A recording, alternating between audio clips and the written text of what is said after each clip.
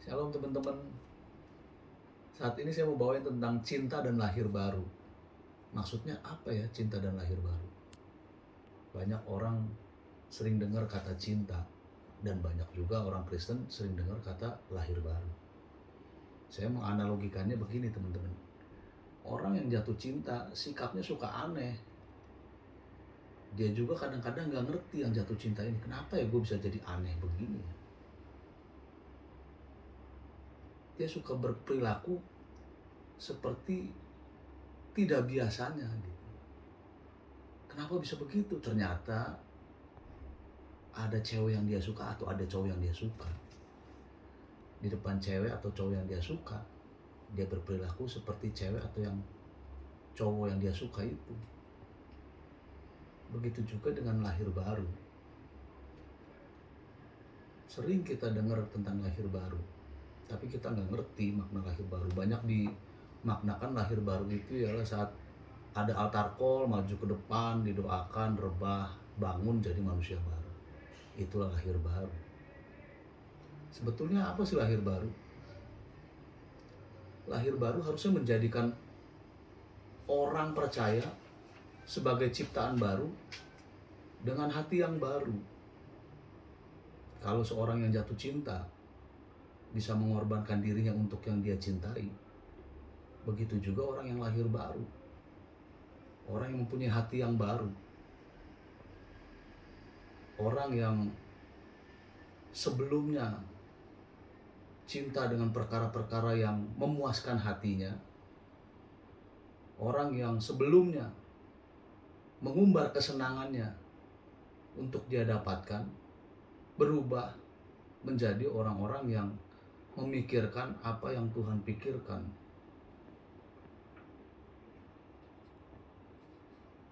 Dulu kesenangannya pada apa yang dia makan minum pakai. Sekarang kesenangannya pada apa yang dia cintai. Kalau dia mencintai Tuhan, dia akan bergerak kepada apa yang Tuhan cintai.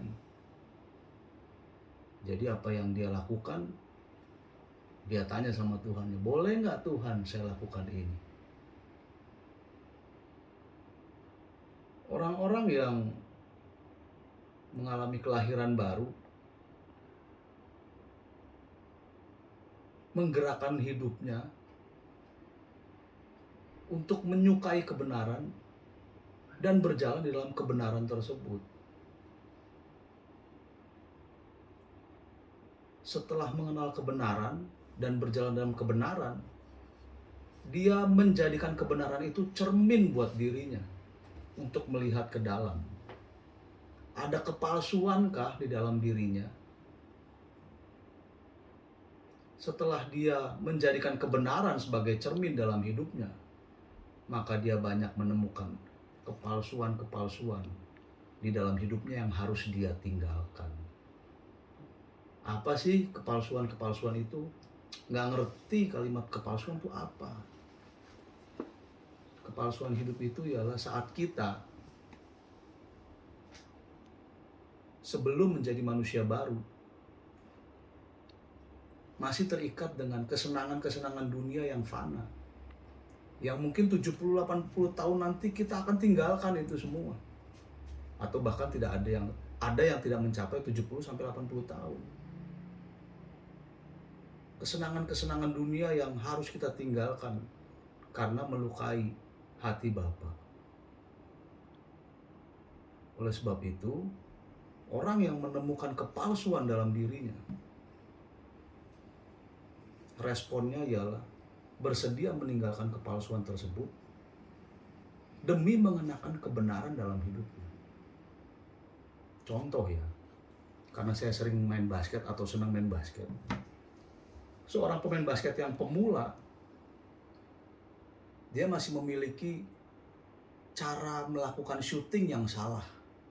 Wah, syutingnya asal-asalan.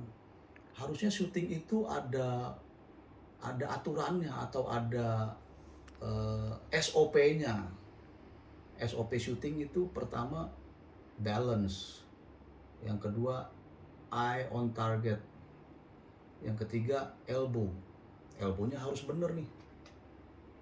Elbownya nggak boleh miring kanan, miring kiri, nggak boleh, harus bener elbownya. Yang ketiga, balance. Dalam keadaan yang balance, dia baru bisa merilis bola dengan benar kepada target yang sudah ia bidik. Kalau pemain pemula, dia nggak mikir mau eye on target kah, mau balance atau nggak balance kah, cara nembaknya benar atau salah kah. Tetapi saat dia bergerak, bermain dari pemain pemula menjadi pemain pro, maka dia mulai memperbaiki cara syutingnya yang salah, sehingga cara syutingnya yang salah, yang tidak sesuai SOP, bergerak menjadi cara syuting yang benar yang sesuai SOP. Begitu juga orang yang lahir baru. Dulu cara hidupnya sesuai dengan apa yang dia ingini. Padahal SOP anak Tuhan ialah menghidupi apa yang Tuhannya ingini. Orang yang gak kenal Tuhan, tidak kenal kebenaran, akan berjalan atau menjalani hidupnya sesuai apa yang dia mau. Tapi setelah mengenal kebenaran, Roh Kudus membukakan kebenaran dan memampukan dia untuk melakukan kebenaran, maka dia bersedia dirubah hidupnya oleh kebenaran yang dia konsumsi. Makanya tadi saya bilang kebenaran itu menjadi cermin untuk melihat ke dalam, apakah dia sudah menanggalkan kepalsuan yang bertentangan dengan kebenaran. Dengan menanggalkan kepalsuan, kita sedang memperbaiki diri kita dan mulai menjalani kebenaran setapak demi setapak. Sehingga kebenaran itu menjadi nyata dalam kehidupan kita.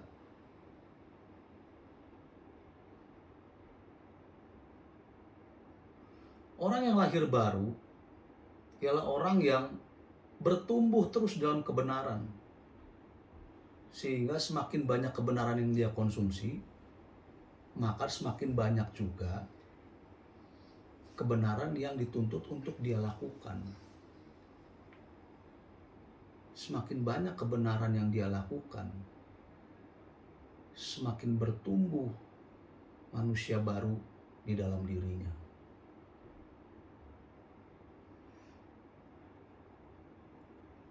Makanya Paulus bilang, ikutilah teladanku, Filipi 3:17.